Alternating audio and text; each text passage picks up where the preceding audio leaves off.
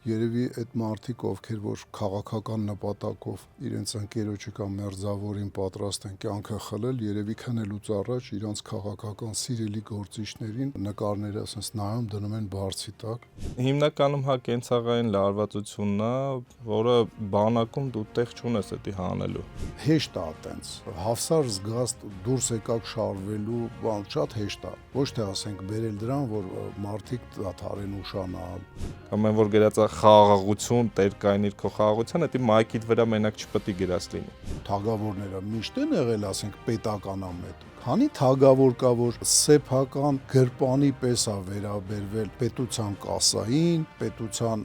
ընդհանուր գոյությանը։ Պետք է կենցաղային պայմանները ավելի լավացվի բանակում, լողանալը չլինի մեկ շաբաթը մեկ կամ պոստերում երկու շաբաթը մեկ։ Կեցե հայ ազգը զզվում եմ, երբ որ կեցե ուրիշ բան են ասում հայերը։ Բարև ձեզ հարգելի հայրենակիցներ։ Բարև ձեզ։ Այսօր մեր ոդկասթի հերթական թողարկումն է, Հարևորդի Վարդանովներ,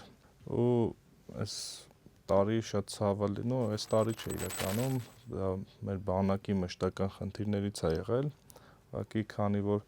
այս համեմատաբար անդորը սահմաններին, շատ այդ անդորի ֆոնի շատ մեծ ուշադրություն են սկսել դարձնել զոհերին խաղաղ պայմաններում բանակի։ Մի քանի օր առաջ էլ ցավոք սրտի մի զոհ ունեցանք ու հանգամանքները նոր բարձվում են։ Այսօր խոսելու ենք դրա մասին, հրազենայինով, հա։ Խոսելու ենք դրա մասին, թե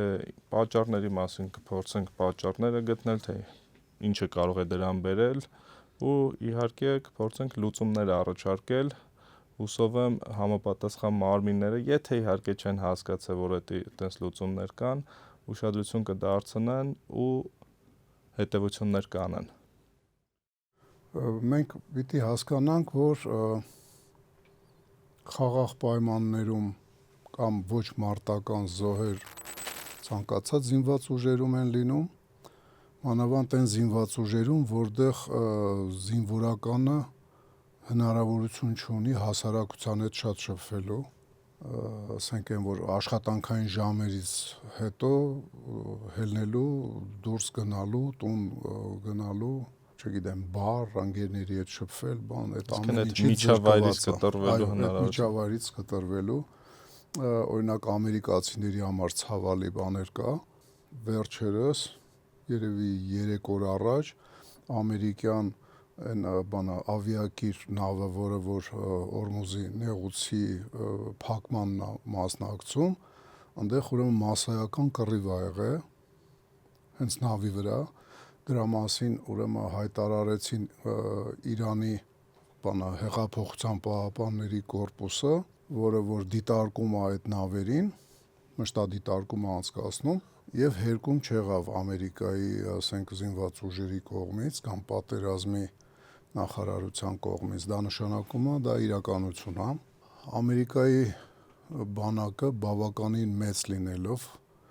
թվով երևի մի 5 անգամ գերազանցելով հայկական զինված ուժերը, 5 այդ ինչ ասյարա, 50 անգամ, հա։ Ինքը տարեկան էլի մի քանի ինքնասպանություն է ունենում, մի քանի այտենց կենցաղային հողի վրա սպանություններ են լինում, իրանց մեջ էլ էշեր կան, ոնց որ մեր մեջ, ինչ նկատի ունեմ, ընդեղ էլ է դեպքեր արձանագրվել, սրանից 2 տարի առաջ, ուրեմն քաղաքական բանից ելնելով, հանրապետական եւ դեմոկրատական, ասենք, ուժերի սիրահարներ, այն որ այն աստիճանի են սիրում, ասենք, մեկը Տրամպին սիրում էր, երազում էր իր հետ երևի շատ ջերմ հարաբերություններ ունենալու, որ Տրամպի կողմնակիցը ուրեմն դանակահարել էր եւ սպանել էր դեմոկրատականին։ Մեր մոտ էլ այտենց բանա մի տեսակ բանակում չի եղել այտենց բան։ Մեր մոտ դե բանակում չի եղել, բայց մեր հասարակությունում այտենց բանը զարմանալի սեքսուալ բանը ձգտումներ ու ցանկություններ ունեցող մարդիկ կան, էլի։ Ես կարող եմ մի քիչ հաճելի ձևով չեմ արձագանքում դրան, բայց ես ուրիշ ձև չեմ պատկերացնում, էլի։ Երևի այդ մարդիկ, ովքեր որ քաղաքական նպատակով իրենց ընկերոջը կամ մերձավորին պատրաստ են կյանքը խլել, երևի քնելուց առաջ իրանց քաղաքական սիրելի գործիչներին նկարները ասես նայում դնում են բարձի տակ, երևի դրանից է, չի կարելի էլի ոչ մի ձևով մարդու կյանքը խլել են էլ մերձավորիդ, մանավանդ ասենք քո համար օտար մարդկանց գաղափարները պաշտպանելիս։ Ինչ էի ուզում ասեի նաև դրա հետ կապված։ Սովետական զինված ուժերում էլ նման բաներ կար։ Ես կարծեմ ստեղ եմ հայտարարել դրա մասին, թե մի ուրիշ ինտերվյուի մեջ սովետական զորքերում, երբ որ ես ծառայում էի, ժամկետային ծառայություն էի անցնում 84-ից 6, ուրեմն երեկոյան կարդում էին «Приказ по части», զորք շարվում էր։ Մեր զորքերում էլ է այդպես։ Հա, ու այնտեղ տարբեր միջադեպերի մասին բաներ հայտարարություններ էր արվում։ Ու տարբեր որոշումների մասին ըստ այդ միջադեպերի հանցանքների, հանցագործությունների ու այն զորամասերը, որոնք որ ստրատեգիական հերթապահության մեջ էին, որտեղ մարտական պատրաստությունը բարձր վիճակում էր, այդ զորքերում ուրեմն դեպքեր եթե լինում էին դժբախտ պատահարներ։ Այն զորքերը, որոնք չէին մտնում ստրատեգիական զորքեր, մեջ ասենք, այտենց զորքի տեսակ կար, կոչվում էր ՊՎՕ Ստրանի, հակաօդային պաշտպան, երկրի հակաօդային պաշտպանություն, դա առանձին զորքի տեսակ էր, այդտեղ նման բաներ չէր լինում, չեմ հիշում նման հայտարարություն, սպեցնազում նման հայտարարություններ չէր լինում, ուրեմն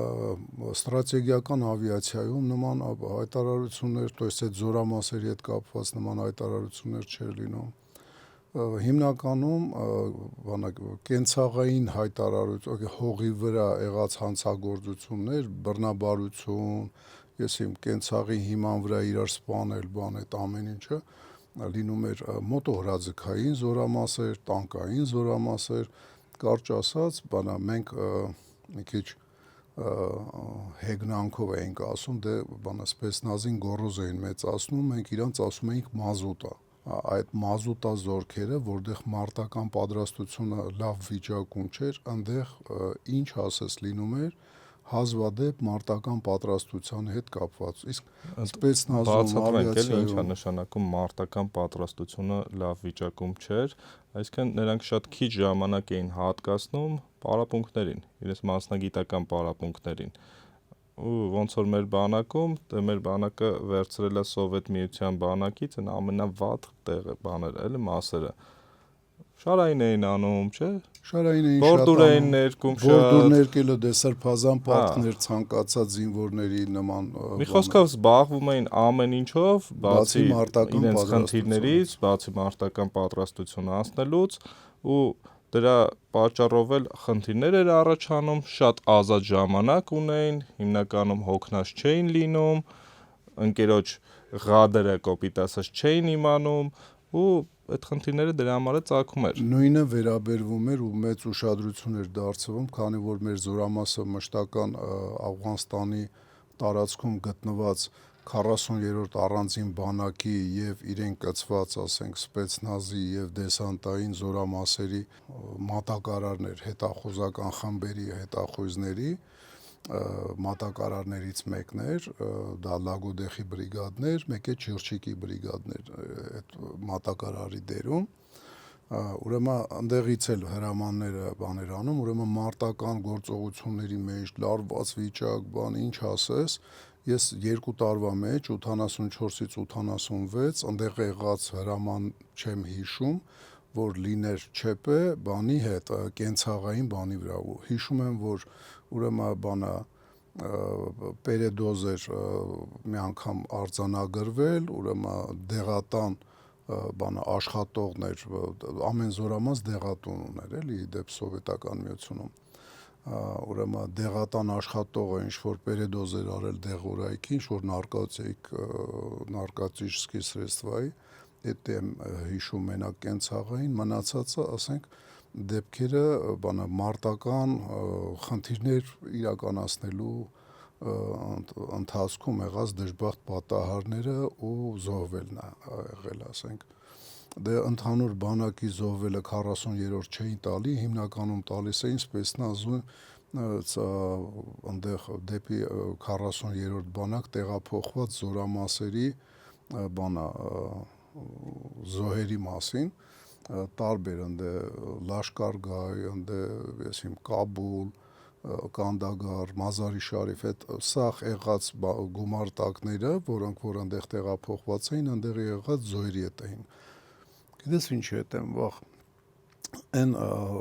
ռազմական պատրաստությունը, նույնիսկ ասենք այնքան դրանով չզբաղվող, բայց հակառակորդ աչքի տակ ունեցող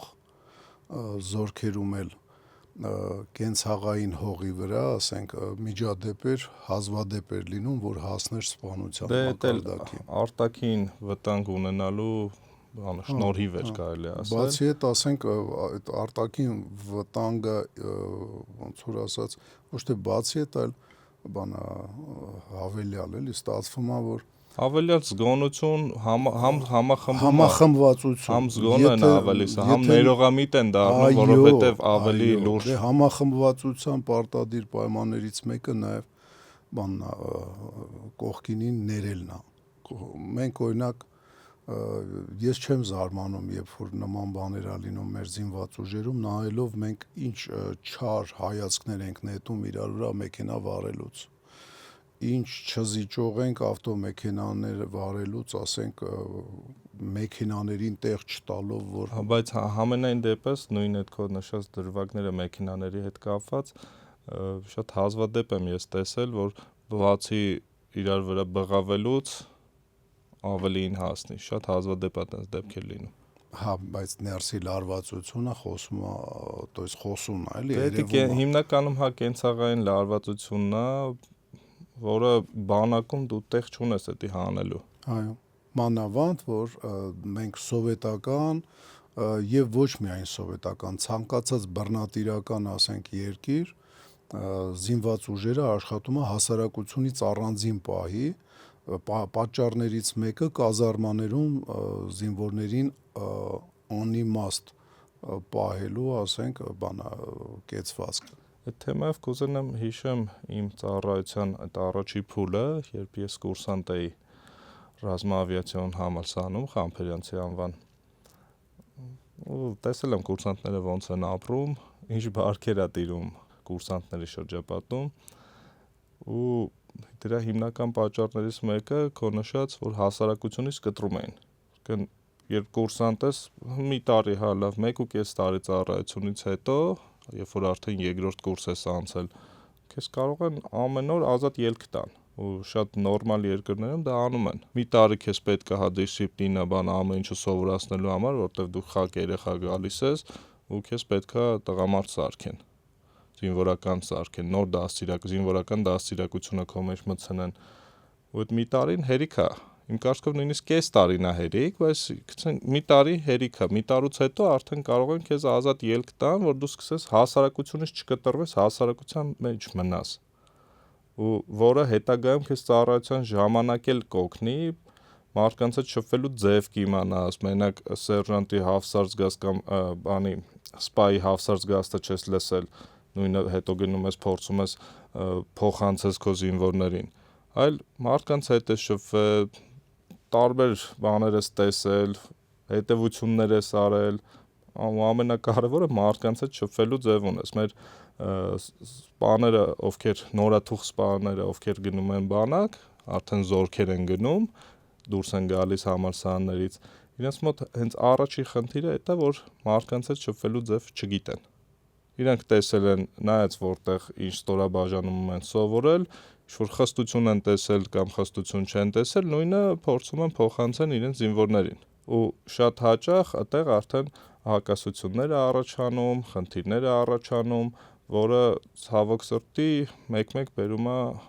վատ հետևանքների։ Նայ, բանը դեռևս 90-ական Ես կներես շարունակեմ, այդ սպաների մոտ հիմնականում շատ մեծ տոկոս է կազմում, որ իրենց կոտրում են։ Զինվորները իրենց կարողանում են կոտրեն ու շատ վատ ծառայություն է անցնում, դեմի գոնե շատ մեծ տարիներ։ Ես տենց ծառայության շատ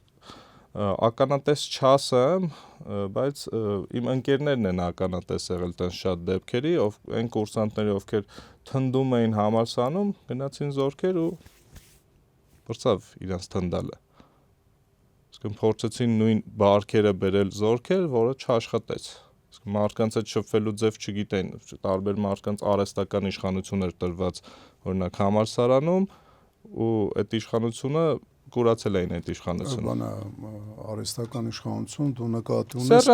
Սերժանտ էին նշանակում։ Հա, ու եթե չգիտեք, բաներում համալսարաններում սերժանտները մեծ իշխանություն ունեն։ Հա, իդեպ ես զարմացած եմ, երբ որ ոմայի հրահանգիչ, ոմայի ամբողջ կուրսը անցած իմ երկու զավակներն էլ, ասենք, քանի որ ես ընդե պրոտեկցիոնիզմով չեմ զբաղվել, չեմ գնացել, ասենք, իրանց բրթել առաջ, իմ երկու զավակը, որ արդեն մարդկային կոլեկտիվներ էին ղեկավարել եւ, ասենք, ռազմագիտությունից վերջի մարդիկ չէին, երկուսն էլ անգամ սերժանտի առաջարկություններ էլ չեք ստացել, չէ՞, ոչ դու, ոչ Արշակը։ Չենք ստացել։ Բանը ու երևի մարդկանց հետ շփվել չգիտեինք, տենց աչքի չէինք ընկել շփվում։ Երևի չգիտեիք ոնց կարելի է, ասենք, մարդկանց հետ շփվելով բերել դրան, որ իրանք մոտիվացված ենթարկվեն,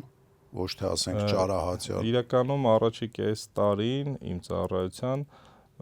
ես մեր սերժանտի խորհրդատուն եմ եղել, կարելի ասել, սովորացնում էի ոնց մեր ջոկի սերժանտի ինչ անի, ոնց անի։ Ապագա սպաների մասին է խոսքը։ Ես բազմաթիվ անգամ ասել եմ, էլի, որ չի կարելի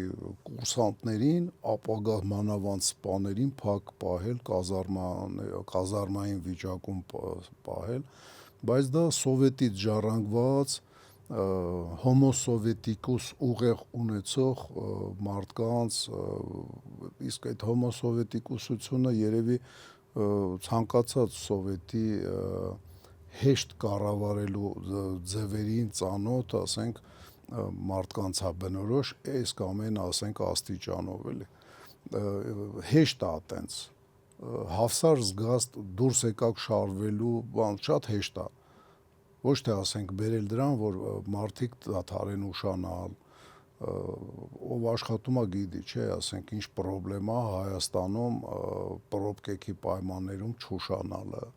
Միշտ մահանա է, էլի, որ կարաս ինչ պատճառով ուշանաս, բայց գաս ասես Բայց դրա լուծումներն կար, օրինակ մենք 7:30 պետք է զորամասում լինեինք, բայց մարդիկ, ովքեր չէին կարողանում հասնել, կարային երեկոյան հետ վերադառնային։ Գինից հետո մինչև քուն հրամանը կարող են վերադառնալ նախ ուշացող է։ Հա, ու առավոտյան խնդիր չէին ունենա։ Տրանսպորտի սկզբից բացակայության պատճառով, իսկ հետո երբ որ տրանսպորտը հայտնվում է, պիկ ժամ է լինում, ասենք, եւ ուշանալը 1-ից 1-ը։ Ու ոչ բոլորը տաքսու գումար ունեին։ Այո։ Բանը ոչ պակաս դեր իմ կարծիքով, հա, իդեպ ինձ դա էլ է հետաքրքրում, դու դրան ոնց ես վերաբերվում, որ 20 թվականին ամենամեծ քանակ տոկոսայինով ամենամեծ տոկոս զոհտված մասնագիտության տերերն են էլ ավելի են պակասել բանակում։ Ես նկատի ունեմ գնդերեսներին, այո, դե մեզ լսողները Երևակայի բոլորը չի որ տեղյակ են, որ հսկայական զոհեր տվել, ասենք, գնդերես մասնագիտությունը 20 թվականին։ Ինչքան հիշում եմ, 12 գնդերես ա եղել, 10-ից 12, որից 4-ը զոհվել են։ Հələ պատկերացրեք, էլի 30% կորուստ ա տվել այդ մասնագիտության տեր, ասենք, զինվորական։ Այդ զորքերը կարելի ասել, այդ զինվորականները, որովհետև բոլորն էլ, բոլորի մասին չասեմ, մեծամասնությունը գնդերեսների զենքները ձեռքին առաջնագծում եղել են տղաների կողքին, դրա համար էլ տես մեծ թիվ տոկոսակազմը։ Այ հիմա իրանք էլ ավելի են պակասել, իսկ ովքեր են գնդերեսները։ Առաջի հերթին մարդկանց հոգու հետ, ոնց որ ասած,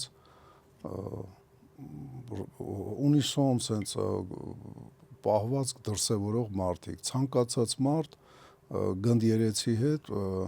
ոնց որ ասած, Աստծո ներկայացուցիչի հետ բան անում, մի քիչ ավելի թեթև է լինում, ավելի հեշտ է կարողանում հետազրույցի մեջ մտնի, գիտի, որ իր խոսույթը, ասենք, չի դառնա ռազմական ոստիկանության կամ հրամանատարության համար ինֆորմացիա եւ իր դեմ դա չի օգտագործվի, որովհետեւ գնդերեսները բան ունեն, էլի, ասենք, արգելք ունեն, ոչ թե պետական մարմնի կողմից, այլ Abed Malchanyan տվել։ Բան, չէ, Abed Malchanyan չի, տայնը իսպովիդի, այրեն ոնց կլինի։ Խոստովանության գաղտնիքը, խոստովանության գաղտնիքը պահելու պարտավորվածություն ունեն եւ ոնց որ ասենք դատապաշտպանին կարան զրկեն լիցենզիայից 1-ից 1, եթե պարզվի, որ ինքը չարաշահել է վստահությունը իր կլիենտի, նույնը, ասենք, սպառնում է եկեղեցականին, նույնը, աբսոլյուտ նույնը, ցանկացած փաստ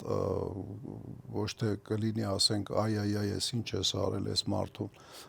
գաղտնիքը բանա գնացել տեղյակ ես պահել ուժային կառույցների, այլ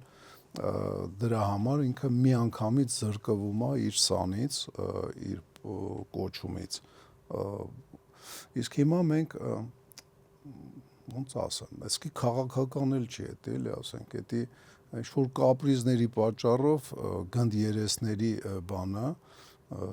ինստիտուտը թույլատրել ենք եւ բայց պետք է նշենք, էլի, բանակը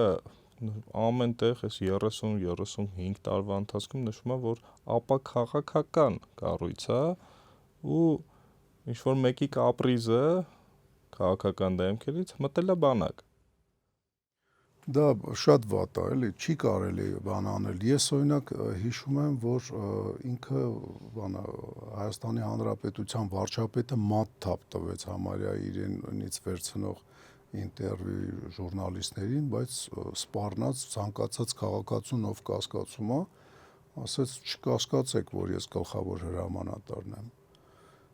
բայց գլխավոր հրամանատարը ոչ միայն պետք է հրամաններ տա, ինքը պետք է ապահովի սնունդը իր ենթակաների, այդ թվում նաև հոգևոր սնունդը։ Ես օրինակ բանը լավ Հայաստանի Հանրապետության տարածքում ասում եմ ինչ-որ քաղաքական կարող է խորություն կա այդ կապրիզի մեջ, չգիտեմ, ինքը կարող է օրերից մի օրի վիճակի լինի բարձրացնի, ասենք, այդ հարցը եւ հիմնավորի։ Այդտեղ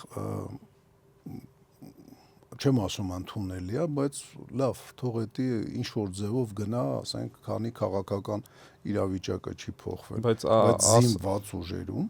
ասեմ, զինված ուժերում այդ հաստիքը վերացված չի, աշխատանքի արդեն ընդունում ՊՆ-ն, այսինքն այն մարդիկ, ովքեր հոգևոր ինչ-որ դպրոցներ են անցել,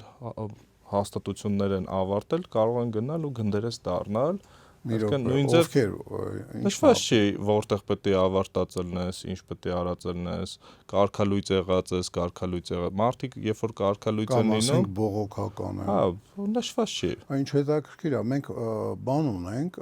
այսինքն կարող է գա, օրինակ, Եհովայի վկան ու զորքում գնդերեցություն անի, իսկ բոլորս է գիտենք, չէ, որ Եհովայի վկաների մոտ քարոզ, երբ որ տանում են, իրենք զենք վերցնել, հայրենիք, հակապետական բան է, հակապետական, ասենք, կառույց է, աղանդա, ոչ միայն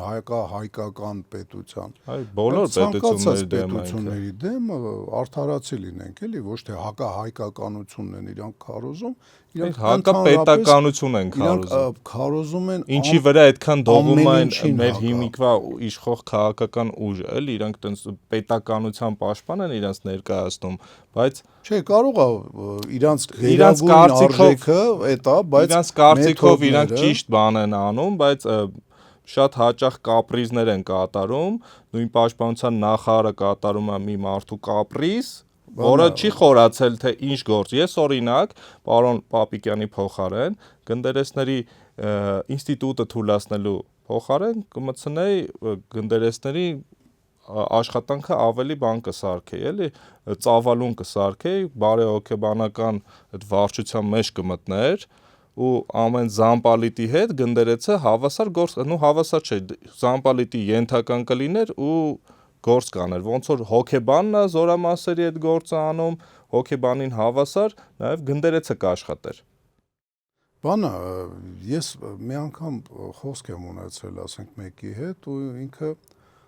հիմնավորում էր, որ բանը չպետք է երկակի բանը հրամանատարություն ունի ոչ մի զին ծառայող։ Ես բան արեցի, ասի շատ կներես էլի, ասենք իսկ սպորտ ռոտի սպորտսմենները սպորտային վաշտը ինչքան գիտեմ դեռ վարի չեն տվել, չէ, ասենք։ Չէ։ Ինքը բնական է, չէ, որ ենթարկվում է համել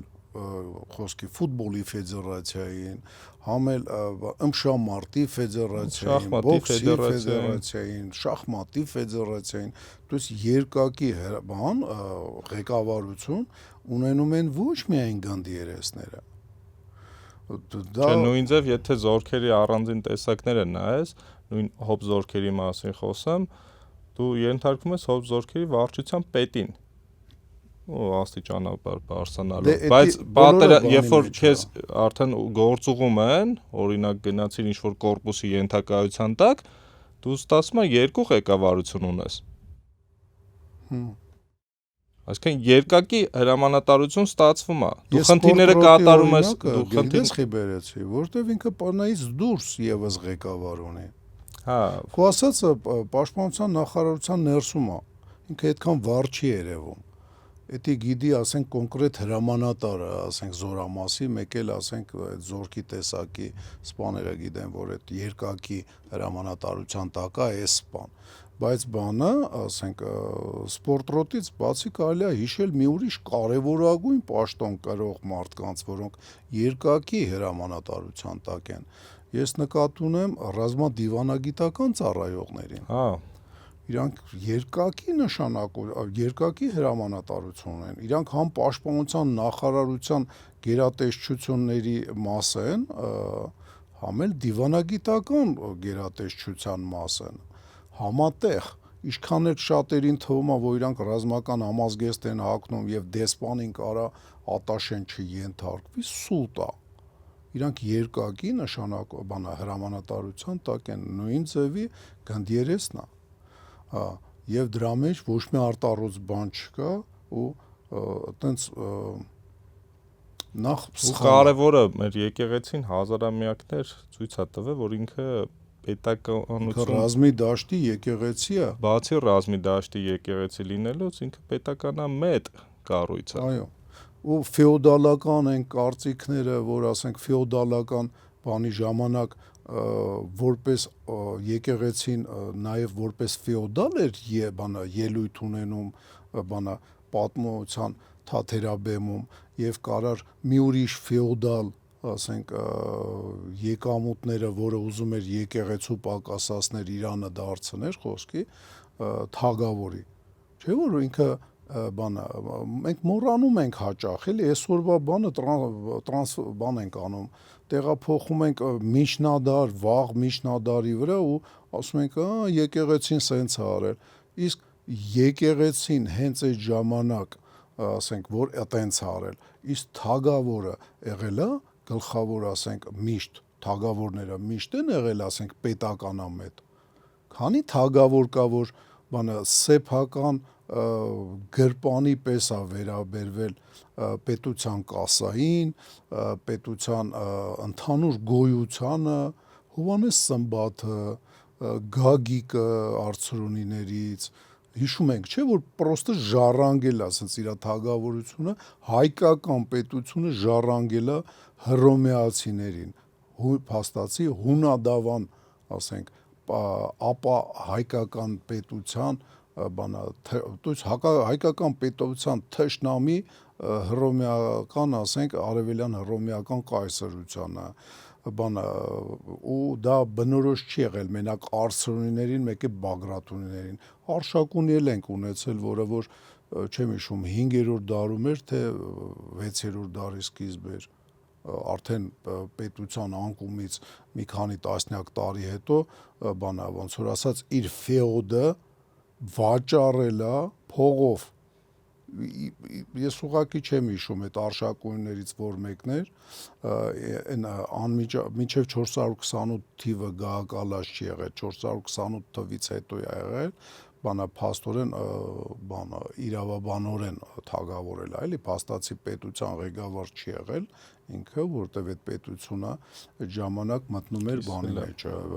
Բյուզանդիա կոչվածի իրականում արևելյան հռոմեական կայսրության մեջ եւ ինքը իր ֆեոդը վաճառել է փողով ու տեղափոխվել է Մալացիայի կողմերը, ընդ ինչ որ կալվածք առել իր համար։ То есть ոնց կարելի է ֆեոդալական բաները, բարքերը շուռ տալ հիմիկվա վրա եւ մեղադրել հայ առաքելական եկեղեցուն, ասենք, ապապետականության մեջ։ Հիշում ենք, որ եթե պետության, ասենք, այդ վատ վիճակում եղած բանը, ասենց, ապապետական պահեր իրեն կաթողիկոսը 1918 թվականի մայիսին, հիշում եք, որ մենք չենք լինի ընդհանրապես, որտեվ արևելյան Գևորգ 5-րդի մասին է խոսքը, էլի։ Հա, արևելյան հայերի վրա հիշում էինք, չէ՞ ինչ էր կախված։ Այն որ ասենք ես հենց այս ստուդիայում ասել եմ մեր մեջ sense tenants բոլորիս մեջ կա ինքնապաշտպանության մասնակիցների արունը, բանը Վան, Շաթաղ, Սասունի ապստամբության, ասենք, հա կա, բայց այդքան մեծ տոկոս չի, որտեղ մենք հիմնականում ստեղ բնակվողներով արևելյան հայեր ենք, դա արհեստական բաժանությունը տեղի ունեցել, սկսել է կարծեմ 357 թե մոտորապես այդ թվերից Նիսիբինի պայմանագրով, բայց դա կամաց sense ձևավորվել է կայուն sense իրավիճակի եւ արևելյան Հայաստանի վրա որ վտանգ էր սպառնում դրա բանը նույնիսկ հիշատակել էլ պետք չի, հիշում ենք իսլամական հատուկ բանակը Նուրի Փաշայի հրամանատարության տակ ինչի համար էր գալի եւ առաջի իր գործողությունները, երբ որ ինքը անգամ մտավ այնտեղ, որ դե թուրքաբնակ էր, ասենք, այդ տարածքները մեծ մասամբ եւ թուրքերի տիրապետության տակ էր, բայց առաջի հերթին ինչ էին անում այնտեղ հայերի ջարդերը, առաջի հերթին հայերի ջարդ էին անում եւ եթե հայերի ջարդերը այտենց մասսայական բնույթ չեն կրել հենց բուն այսօրվա Հայաստանի տարածքում զուտ ընդրա համար որ բանա իշխող մեծամասնություն չէ, բնակչությունը միայն հայեր էին, իսկ sense tenants, ասենք, այն տարածքներում խոսքի Լոռիի տարածքում թուրքերը անասնակերի կարիք ունեին, ուտելիքի կարիք ունեին եւ ավելի լավ էր, ասենք, դեռ չոչնչացնել հայերին այդտեղ եւ ստանալ այն ինչ որ իրանց պետք է, բայց բանը Բաքվի հանրապետություն, որ հիմա կա, այդ իրանց տարածքում բանը փոքրաթիվ, բայց ասենք Եվլախի ջարդերը, փոքրաթիվ ներդրած գալվող, չէ, հələ միջև Շուշի, Գանձակում, ասենք, մի քանի 100 հայի, ասենք, ոչնչացումը եւ գետի մեջ Շուշի մեջ 20-ից 30,000 միջև հիմա չենք կարող թվեր ճշտենք, որովհետեւ այնքան մասսայական են կոտորել մեր ու մանուկ բոլորին կոտորել են, ասենք, լցրել են բանա ձորերը ջնդրդուս կոչվածը Բաքվի ջարդերը հենց Բաքու են մտել արդեն թվում է թե խախանդա առանց դիմադրության մտել են Բաքու առաջի հերթին հայերի ջարդը то есть մենք պետք է հասկանանք էլի որ բանա ինչն է առաջնահերթ ինչն է երկրորդական ով է քո հակառակորդը ով է քո ասենք բարեկամը մերձավորը ով է քո դաշնակիցը իսկ ով է թեկուս մոլորյալ իսկ ով է քո թշնամին դաշնակցի դեմքով ես օրինակ զարմանում եմ երբ որ ասում են բանա սպիտակ թուրքերը բան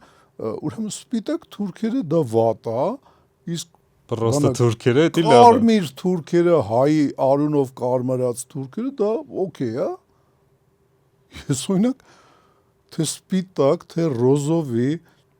թե գալուբոյ բանը նայեք բանը տարբեր թուրքական մինիատյուրաներ էլի խեմ գալուբոյ են շեշտում թուրքերը դա բոլորին էլ ասենք դեմ եմ կեցե հայ ազգը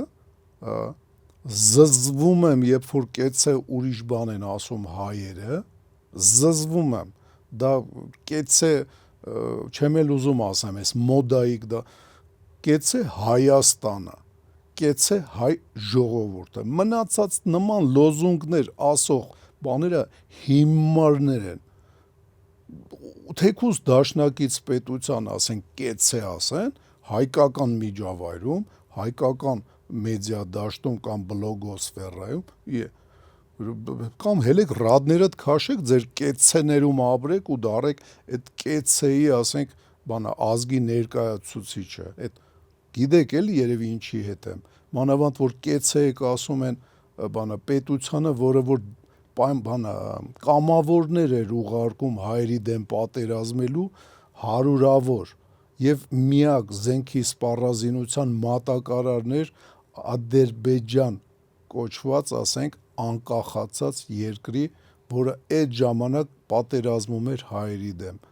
Արցախի հանրապետության դեմ եւ Հայաստանի հանրապետության դեմ, ուշքի եկեք, կեցե Հայաստանը, ուրիշ բան ասողը աննասուն է, ուղեղը լվացած աննասուն, ինչքան ուզում եք նեղացեք ինձանից, հերիք եղավ, բոլ եղավ։ Հիմա եթե դժբախտության դեպքերին անդրադառնանք, մի բան էլ էի ուզում քեզ հարցնել, վաղ։ Դու զորքերում երբ որ ծառայում էիր, ձեր մոտ բավականին հեռու էր առաջնագծից ձեր զորամասը, վերջապես ասենք հոբ զորքերում ես հոպի առաջնագծում։ Հա, հոպի առաջնագծում ու հակառակորդի շունչը տենց չէր զգացվում, չէ երևի, ոնց որ դիրքերում էր, ոնց որ առաջի կատեգորիայի զորամասերում էր։ Պարզա որ այտենց չէր զգացվում, բայց ով որ հրամանատարական կետ մուտք ու ելք ուներ ու տենում էր օդային շարժը, մեր զինվորները բոլորն է գիտակցում էին, որ կապ չունի էլի, որ 100 կիլոմետր, 200 կիլոմետր հեռու է քեզնից թշնամիտ, շատ արագ իր ինքնաթիռները կարան քո գլխի վերևում լինեն։ Ուզում ես ասես, նույնիսկ շարքային սաստավում գիտակցությունը կար, որ ինքնաթիռը մի քիչ ավելի արագ է տեղաշարժվում, քան գրող միանշանակ այդ գիտակցությունը կար, դրա ապացույցն է նաև, որ 20 թվականի հուլիսի 17-ին, երբ որ ընդհանուր զորքերում տագնապ էր, մեր մոտ ամենաուշը զորամաս մտել են մինչև 2 ժամ հետո։ Իսկ մինչև 2 ժամ հետո մտել են այն մարդիկ, ովքեր կարային 6 ժամ հետո, այսինքն արձակուրդի մեջ էին։ Բոլորն է ֆիզիկապես ի վիճակի չէին ավելի շուտ գային, էլի։ Հա։ Ու հիշեցնեմ, այսինքն ասեմ, որ այդ տագնապը եղել է գիշերը 3:30։ Ես այդ առումով դու լավ կհիշես, դու ես ինձ արթնացրել, որ ես կարողանամ խոսեմ հեռախոսով, ու մեր զորքերը դա լավ ցույց տվեց, որ 2 ժամվա ընթացքում, այսինքն բոլորը շատ լավ գիտակցում էին այդ վտանգները ու կապ չունի քանի կիլոմետր էինք հեռու առաջնագծից, հոպի առաջնագիծը դա քիչ չերևացող առաջնագիծ է։ Դա բանա լավ, այդ ոնց որ ասած հասկանալի է, որ հակառակորդի շունչը այդքան զգացնել չի տալի, բայց գիտակցությունը, որ առաջնագիծը ոնց որ ասած հոպի նույնիսկ 100 կամ 200 կիլոմետր հեռու գտնվելով բանը հողի վրա քաշած գծից մեկը էլի առաջնագիծ է։ Իսկ բանը կենցաղային առումով ասենք լարվածություն շատ կար, ասենք բանում։ Տարիներ են անցել, արդեն մի 6 տարի անցել է ու ոչ մի գաղտնիք չես բացում, էլի։ Ոչ մի բան չկա, իհարկե, մերը ժամկետային զորամաս չէր, պայմանագրային ծառայողներ էին։ Պայմանագրային էր։ Այսինքն իրենք հասարակությանից կտրված չէին։ Բայց պայմանագրայիններն էլ լինում էր Ամերիկայի Միացյալ Նահանգների մասին ասեցի։ Խնդիրներ ծագում էին, բայց շատ արագ լուծվում էին այդ խնդիրները, որտեղ շատ խելամիտ մարդիկ կային բոլոր ստորաբաժանումներում էլ, ովքեր այդ հարցերով զբաղվում էին, արհեստական ինքնըստինքյան իրենք էին զբաղվում այդ հարցերով, որտեղ պայմանավորվելու, մարդկանց հետ շփվելու տաղանդ ունեին ու շատ արագ հարցերը լուծվում էր։ Մի անգամ եմ ես դեպք հիշում, երբ որ բռունցքների է հասել, հենց լայնածավալ չէր, շատ արագ այդ հարցը լուծվել է ու մեր զորամասից դուրս չի եկել։ Բանը իհարկե մենակ բանը չի, բարոյահոգեբանականի վրա միայն գնդերեցը չի, որ կարա լավով ազդի, ասենք։ Օրինակ իմ կարծիքով բարոյահոգեբանականի վրա լավ ազդում է, երբ միասին պարապում եք, միասին քրտինք եք թափում, ու այնպիսի վարժություններ եք անում, որտեղ ընկերոջ ուսը շատ կարևոր է։ Դրա շնորհիվ ինդիվիդուալ այդ բանը շտանգա մենակ չես բարձրացնում, էլի շատ թեթև, որը մենակ ես անում։ Այսինքն մարտավարական քո պարապմունքներն ես անում, թմային աշխատանքը, նույն ես սկսեցի ոնց որ բան անել, իմ համբավը բարձրացավ զորամասում, երբ որ սկսեցի ամբողջ զորամասի հետ պարապմունքները անցկացնել վարժասարքով մեր, ու այդտեղ էլ թմային աշխատանքը շատ կարևոր էր։ Էկիպաժը իրար հետ են աշխատում, եթե ներդաշնակում չկա շատ լուրջ խնդիր է, մեկի պատճառով խնդիրը չես կարողանում լուծել։ Մի խոսքով այդ պարապմունքները ավելի կուրս դարձրեցին մեր անձնակազմը, ու ինչը ես լուրջ զարմացած եմ, իմ կարծիքով բավարար չէին այդ պարապմունքները, բայց 20 թվականի պատերազմը ցույց տվեց, որ մեր ստորաբաժանումը, որտեղ ես ծառայել եմ, շատ բարձր արդյունքներ է ցույց տվել, զոհեր չի ունեցել, 2 վիրավոր, եթե չեմ սխալվում, ու 1 կորցրած տեխնիկա։ Էն էլ պետք է նշեմ, որ այդ տեխնիկան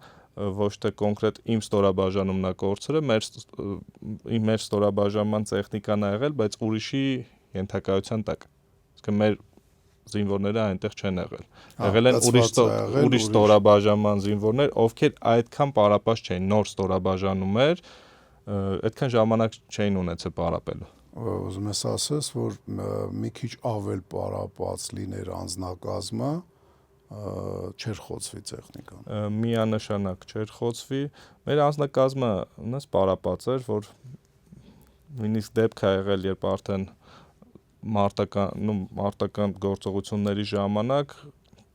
սպաներից մեկին հոսպիտալացնում են, ու սերժանտն է մնում, հատե գլխավոր։ Ու շատ լավ ծառայել են, ու այն սերժանտը, ում մասին, մասնագիտական որակների մասին ես շատ ցածր կարծիք ունեի, բայց իր հրամանատարական ձիրքը իրան թույլ է տվել, որ ինքը շատ լավ կառավարի ու կարողանա խնդիր լուծել։ Նայ, ամենակարևորը օրվա 24 ժամից 25 ժամը, որ զինվորականը պարապի, դա ամենակարևորն է, լուծումը, որ մենք ասենք խոսքի, կարող ենք առաջարկել քննարկման, դա 100% ասենք մարդ պետք է օրվա մեջ 80 ժամ պարապի, ու ոչ միայն էդի նստած անի դասարանում, որը շատ հաճախ եմ ես հանդիպել, որ դասանում ուղղակի ինչ-որ բաներ են կարդում, նույն երբ որ ես էի դաս տալի, էլի մերը եթե մասնագիտական չէր, տեխնիկայի վրա չէր, մնացած դասերը, սա նույն դասը ամեն կես տարին կարդում է, նույն դասը։ Այսինքն գոնե ես նորմալ առաջի օգնություն սովորացնեի ու չէի կարա շեղվել իրականում, շատ դժվար էր էլի այդ շեղվելը։ Մեր բանակում մի քիչ բան է, հետաքրքիր մոտեցումներ կար, կարող է այդ բաները հիմա բացակայում են, բայց զինվորը պետք է զորամասի տարածքում նույնիսկ բանը չպարապի, չֆրֆռա, որ մեծ начальникները ասենք բան չանեն, այդ աղմուկից իրանց ականջները ոնց որ ասած դիսոնանսի մեջ չընկնեն, իսկ կազարմում չպետք է պարապի, որտեղ կազարմի տարածքում կամ կողքը այդ ստորաբաժանման, ասենք լեյտենանտներն ու կապիտաններն են, իրանք այդտեղ էլ պետք է չաղմկեն դրա համար, կամ պետք է նստած մի բան կարդան, կամ էլ կազարմում ասենք պարկեն։ Մինչև ժամը 6-ը ես հանուն արդարության ասեմ, որ համալսարանում ռազմական տես չի, ռազմական համալսարանում ու էտեր պակաս եղել է տենցելներ, էլի։ Դու ազատ ես քո պարապմունքներում, ազատ ժամդ կարաս պարապմունքին տրամադրես։ Չէ, ես ռազմական համալսարանին, եթե պրետենզիա ունեմ, զուտ եմ, որ իրանց կազարմենի վիճակ եմ պահում, որովհետև ապագասպան չպետք է տենց։ Բանակում էլ է շատ փոփոխություններ եղել, իրականում շատ է եղել, բայց շատ դանդաղ ու անբավարար չափով։ որտեղ մեր բանակը 10 ցավոք սրտի 19-րդ դարի բանակ էր, հիմա թող դառած լինի 20-րդ դարի։ 1934 21-րդ դարի դառած լինի, բայց մենք դեռ պատրաստ ենք լավագույն դեպքում 2016 թվականի ապրիլյան դեպքերին դիմագրավելու։ Այ, ուրեմն մի քանի բան կա, որ պետք է իրար հետ կոմպլեքսային լուծում պետք է լինի, էլի, այ ոնց որ մեր ճանապարհները դժվար մարդ լինի, որ կուրորեն չնկատի, որ Երևանի ճանապարհները մշտական խցանումների մեջ են ու ինքը չես կարա սվետաֆորները կարգավորես, լուսավորները ու դզվի։ Ինքը կոմպլեքսային լուծում է ուզում, նույն ձևով զոհերի նման զոհեր ունենալու, ասենք, պակասացնելը կամ լրիվ զրոյացնելը էլի կոմս է։ Վերացնելը ինձ թվում է հեքիաթի ժանրից, հա, դա իդեալական բանակ պետք է ունենաս, իսկ իդեալական ոչ մի բան իրական կյանքում չի լինի։ Բայց ձգտել իդեալին կարելի է, չէ՞, պետք է պարտադիր հիմա մի ձգտես։ քանի բան կա, ասենք։ Առաջինը դե մարտական պատրաստություն մշտապես, որը որ ոչ միայն դասերն են ծիարիցիչսկի, այլ նաև գիտելիքների լավ է որ նստում կարդում են, ասենք, բայց նաև պետք է պարապեն, վարժություններ անեն, ոչ միայն ինդիվիդուալ, նաև խմբային, որ կոլեկտիվ, ես կառաջարկեմ ոնց որ ձեր զորքերում է եղել, ամեն կես տարին մեկ նոր մասնագիտություն ձեռք բերել։ Հա։ Այսինքն եթե դու Սմեժնի մասնագիտություն։ Հա, եթե դու հաշվարկի համար ես ինչ-որ հրանոթի, դա 3-4 հոգով եք, հա փոխվի։ Այսինքն բոլորը բոլոր մավաներին տիրապետ են։ Ու բանը սպեցնազում ոնց որ ասած պարտադիր բան պայմաններ, որ եթե դու լավ սպեցնազվեցես, ուրեմն կես տարի մեկ նոր մասնագիտություն պետք է սովորես կլասային մակարդակի բան, то есть այնտեղ կար 3-й класс, 2-й ու 1-й класс, բան, երրորդ, երկրորդ եւ առաջի աստիճան, այդ պետք է գոնե երրորդ կլաս նոր մասնագիտությունը լրացնես։ Ես ինչի համար եմ այդ նշում, որովհետեւ կես տարին ավելի քան բավարար է շատ լավ տիրապետես քո նոր մասնագիտությանը։ Գոնե շարքային մակարդակի գոնե երրորդ կլասի, էլի, շարքային մակարդակի մասին է խոսքը կամ սերժանտական։ Ու սպա ինժեների մասին չեմ ասում, էլի։ Ու էլի մարտական պատրաստության մի ձևերից մեկն է դա։ Հա, то есть նայ մարտական պատրաստություն մշտապես արվի, քնած վաղ զուգարան գնալուց, հաց ուտելուց միշտ պետք է մարտական պատրաստություն։ Ես մի քիչ չափազանցնում եմ, դա հեգնանք չէ՞ էլի չափազանցնելա, բայց այտենց պետք է լինի։ Չէ, իրականում չափազանցնել չի, միշտ էլ կարաս տագնապ տաս, ուսումնական տագնապ տաս։ Հիշեցնեմ, որ 20 թվականին շատ զինվորներ պատերազմը դիմավորել են, օրինակ, ճաշարան գնալուց։ Ճաշային դեմը շարված են եղել ու իրենց համար պատերազմը այդ ժամանակ է սկսվել։ Այսինքն նորմալ է, երբ որ ճաշարան գնալուց տագնապ տաս, թող ճաշնը մի ժամ ուշ ուտեն, բան չի փոխել։ Կամ այդ ճաշը թող չուտեն, ասենք, բայց ողջ մնան։ Իրանց հետ սուղ պայոկներով, իրանց տեղերը վռա զբաղացնեն ու ի վիճակի լինեն կանգնացնեն կամ մինիմալացնեն կորուստները։ Ճիշտ է, դա կանացնեն հակառակորդը։ ծախսերի հետ է կապված, անդադար, եթե տեխնիկաների մասին խոսես, բայց դա այն ծախսն է, որը քեզ ապահովագրում է ապագայում ավելի մեծ ծախսեր անելուց։ Լավ, նորից գնդերեցները, որոնք բարոյահոգեբանականի վրա կաշխատեն։ Պարտադիր հոգեբաններ բացի գնդերեցներից, որովհետև բոլորս էլ գիտենք, որ Հայաստանի բնակչության 100%-ը չի, որ հայ առաքելական եկեղեցու հետևորդ է, այսինքն բոլորը չեն, որ կեթան գնդերեցի հետ բան կանեն, կզրուցեն, կկիսվեն։ Դա էլ ընդունեցի, այսինքն հոգեբան գնդերեց, իրանք պարտադիր աշխատում են բարոյահոգեբանական վարչության նշանակած այդ հրամանատարի տեղակալի հետ, զամպալիտի հետ են աշխատում, պարտադիր ու ամենօրյա աշխատանք։ Երկրորդը դա պարապմունքներն են։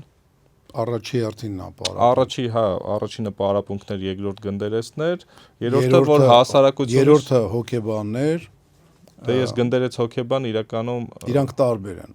Տարբեր են, տարբեր մոտեցումներ են ուզում, բայց նույն հարթության մեջ եմ նայում, նմանատիպ գործողություններ են անում, բայց իրանք տարբեր բաներ են, էլի ասենք, էլ ինչ կառաջարկեիր։ Ես օրինակ կառաջարկեի մի օրինակի հիման վրա, էլի ասենք, հիշում ես, չէ, երբ որ դու բանը Վաշտի հրամանատար էիր, կարողա դրա պատճառով, ասենք, բանը այդքան աշկովդ չի ընկե, բայց հիշում ես, որ Գինոսյանը, երբ որ Գագիկ Գինոսյանը, լուսահոգի, կներես այդ խոսքի վրա կդրեմ, 4-րդը այդ ռազմահայրենասիրական դաստիարակությունն է, որը ցավոք սրտի ես լսել եմ տարբեր զորամասերից, հանել են Չի կարա այդպես մանալի, կարողա թուլացրել են, ասենք, աշխատանքը։ Չէ, դասերը հատուկ եղել, եկեղեցու դասեր, ռազմահայրենասիրական դասեր, տարբեր զորամասերից հանել են, զորամասերի անունները իհարկե չեմ նշի։ Տարբեր զորամասեր, դա արդեն նշանակում է, որ կամ մասնագետի պակաս, կամ զորամասի հիմար հրամանատարի պատճառով։ Կամ երկուսն իրար հետ։ Կամ էլ երկուսն իրար հետ, բայց ես չեմ լսել, որ նման բան լինի։ Օրինակ գնդերեսների բանը դա համակարգված է արվում, գնդերեսների կարգավիճակ փոխելը փաստացի այդ ինստիտուտի թուլացումը, բայց համակարգված ռազմահայրենասիրական բանի դեմ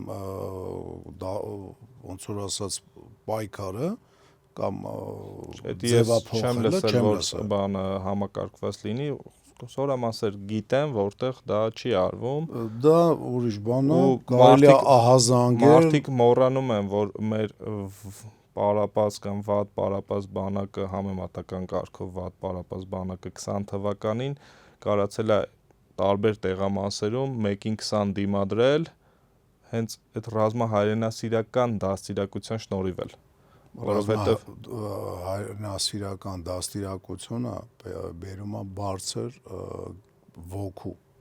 բարձր ոգու, ինքնազոհության գնալու էլ կարա բերի, որտեվ հասկանում է, եթե ես կանգնեմ այստեղ պահեմ, ես ու իմ ընկերները մի ջոկ կարող է 1000 հոգու կյանք փրկենք։ Իսկ այդ քայլին գնալը ինքնազոհության, դա շատ լուրջ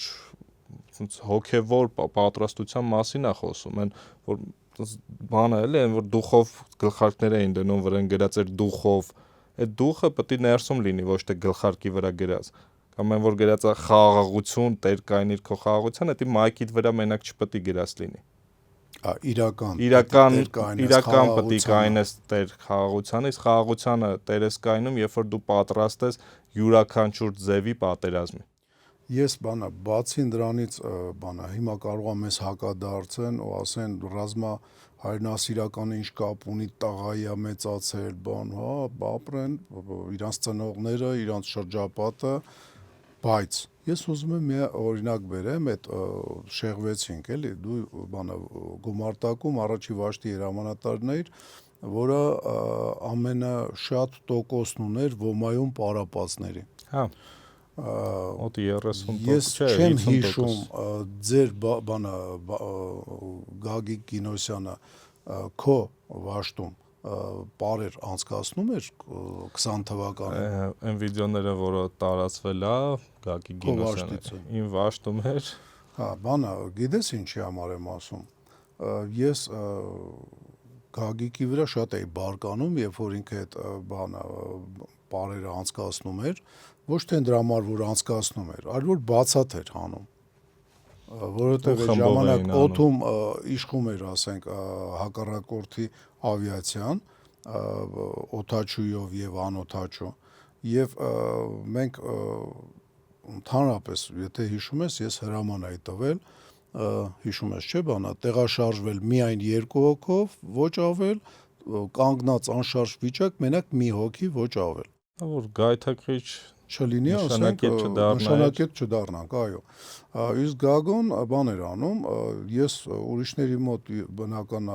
նկատողություն իրան չէի անում, որտեվ ինքը իմ տեղակալն էր։ Ես նկատողություն իրան չեմ արել, բայց այդ հարցով ասել եմ մի արա, վտանգ ես ենթարկում։ Նույն ձևով ես իրան արգելել եմ, բայց ես նկատողություն չէի կարող անել, ինքը ինձ վերադասել։ Հա, իսկ բանը ես իրա վերադասնեի, ասենք, ինքը իմ տեղակալն էր, ես իրան հետո առանձին անպայման ասենք բան էի անում, էլի ոչ թե հորդորում էի, այլ անմիջապես հրաման էի տալի ու արգելում էի նման ձևով բարեր անցկացնել, սկզբից բաներ անում, դե ինքը այդքան կոնֆլիկտի մարդ չէր էլի, ասենք Գագոն, ինքը սկզբից փորձում էր բանաներ, դե ծառերի արանքում ոնց բարեն բան, բայց հետո ասում էր լավ, բան չէ, էլ չեմ անի, այտենց կանեմ ոնց որ դու ես ասում, առանց մարդկանց կյանքը վտանգելու, անմիջապես դրանից մի օր հետո տենամ էլի հանել բարձրելենց, դարձնայել եմ ինքը ուրեմն բարողների խմբից եկավ ասեց մի հոգի նաբլուդ եմ նստեցրել որ վերևից անգար ծանոթաչուրնի բանը սիգնալ անյար ասի լավ գակ այսքան քել միտքը ավելի սեղմ ձևակերպի որտեղ ժամանակը վերջացավ մեր ինքն էլ բանը այդ մարդկանց բերեց դրան որ մանավանդ այդ պատերազմի բաններ մարախուղներ ընդ արծրունը ասում էր հաղթում ենք իսկ բանը ինֆորմացիան գալիս էր այնս ներքին կարգով, որ թուրքը արդեն հադրութ է մտել, թուրքը արդեն բանը դեպի Շուշի է ուղղվում բան, ու բանը այդ խառը իրավիճակում մեկը բարոյահոգեբանական այնքան լավ վիճակում է պահվել, կարծում եմ ոչ միայն մեր գնդերեցի, իդեպ մենք ինքնուրույն գնդերեց ենք նշանակել մեր Գուգոն հոյակապ մի անձնավորություն, որ առաջնագծում էր ծառայել ու սպայեր, մինչև գնդերեցի պաշտոնը ոմայի գումարտակում, ասենք կամավոր ծարկավակա եղել կամ կա ասել, բանը ոչ միայն դրա պատճառով, այլ նաև Գագիկ Գինոսյանի հայրենասիրական աշխատանքը, որ ինքը գումարտակում տանում էր, անգամ իր Երևան տեղափոխվելուց հետո Թաղավարդում զգացնել տվեց։ Թաղավարդում եւ Կարմիր շուկայում մեր գումարտակը բաց դաշտում առանց խրամատներ ունենալու կարողացավ թե խրամատներ ձևավորի, թե հակառակորդին կանգնացնի, թե երկրորդ բանակային կորպուսի միակ ստորաբաժանումը լինի, որ սարքեմ քո խոսքը, որտեղ դու կարաս իրան ներկայացնելուց մի կես ժամ էլ խոսաս, դու էսի սաղ ասում ես, որ բարե,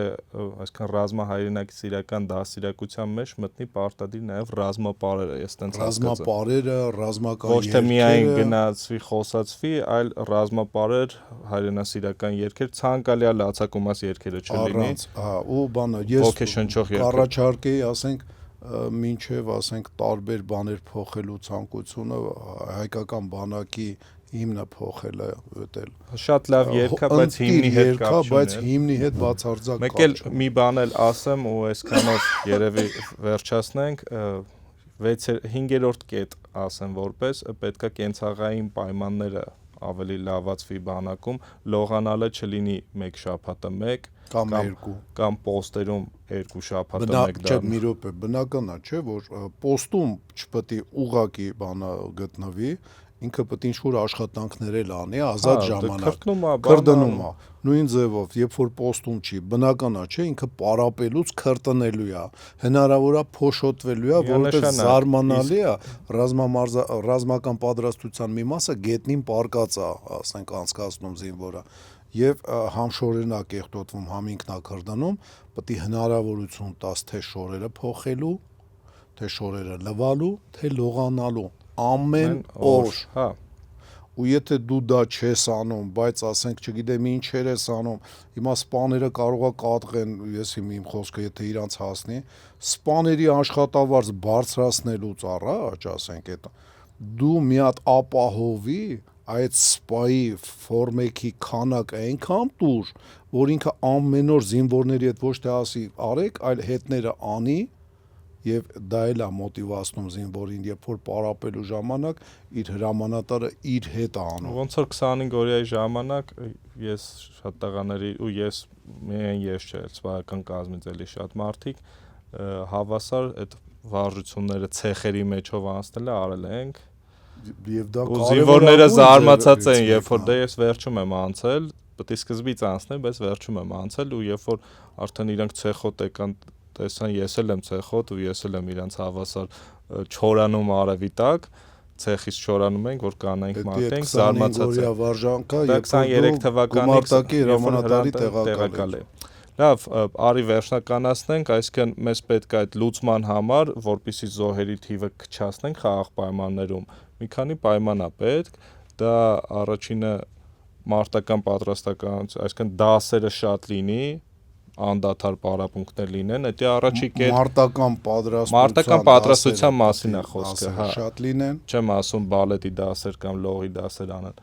Երկրորդը դա գնդերեսների ինստիտուտի վերականգնումը ու վերագործարկումը նոր ֆորմատով, որ գնդերեսը ավելի շատ շփվի զորքի հետ։ Երրորդը դա պարտադիր բոլոր զորամասերում հոգեբանների առկայությունն ու անդադար աշխատանքն է։ Անդադար իրանց որակներն էլ բարձրացնելու։ Հա, իրականում ես մի քիչ տեղյակ եմ հոգեբանների աշխատանքից, կատարվում է, իրենք անդադար դասերի են մասնակցում։ Կատարվում է մշտական դասերի են մասնակցում, հա, մշտական, ասենք տարվա մեջ 1-2 անգամ մասնակցում են։ Չէ, նորմալ դրածը հələ քանակը չունեն ուղղակի։ Չորրորդը դա ռազմահայրենասիրական դաստիարակությունն է ավելի շատ, որի մի ռազմապարեր, ռազմական երգեր, հայրենասիրական երգեր, ոչ լացակումած, հիմնի փոխել, ավելի ոգեշնչող, էլի դաստիարակության մեկ էլ հինգերորդը դա կենցաղային պայմանների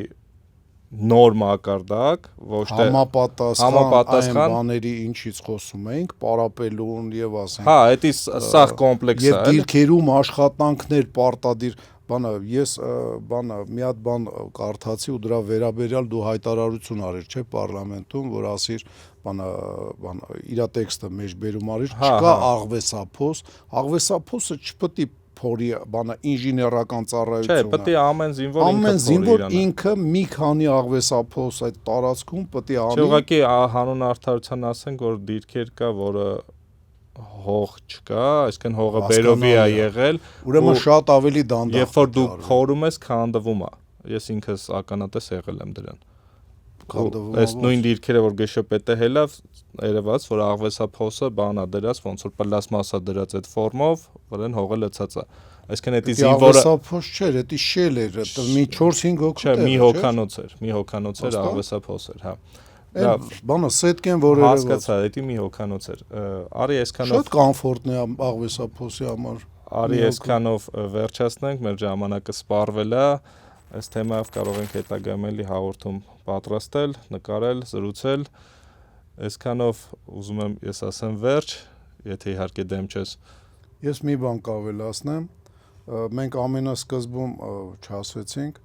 մենք ցավակցում ենք ընտանիքներին, որոնք այդ կորուստը ունեցան իրանց զինվորականության մեջ, ասենք, զավակներին ուղարկելով, դա հավատացեք, համ կապ ունի զինվորականության հետ, համ կապ չունի։ Ոնց որ մի քիչ առաջ ասեցի, շատ կենցաղային խնդիրներ է առաջանում, բայց նաև զինվորական այս ձևի զինվորականություն ունենալու պատճառով է, որովհետև այն զինվորականությունը, որը Հայաստանին անհրաժեշտ է ու համատարած, ոչ թե որոշ խելացի ու խելամիտ զորամասի հրամանատարները, որ ռազմական կոլեկտիվներ են ձևավորում եւ մեթոդաբանություն են կիրառում, որոշ մի քանի հոգի այս ամբողջ հսկայական, ասենք, զինված ուժերում, դա պիտի լինի համատարած, համակարգված, ու երբ որ դա լինի, հավատացնում եմ ձեզ, իմ թանկագին հայրենակիցներ, մանավանդ կորուստ ունեցող, էլ չի կրկնվի այն բաները, ինչ որ հիմա տեղի ունենում։ Այսքանով երևի վերջ։ Վերջ։ Ստեսություն։ Հաջողություն ձեզ, ուժեղ եղեք։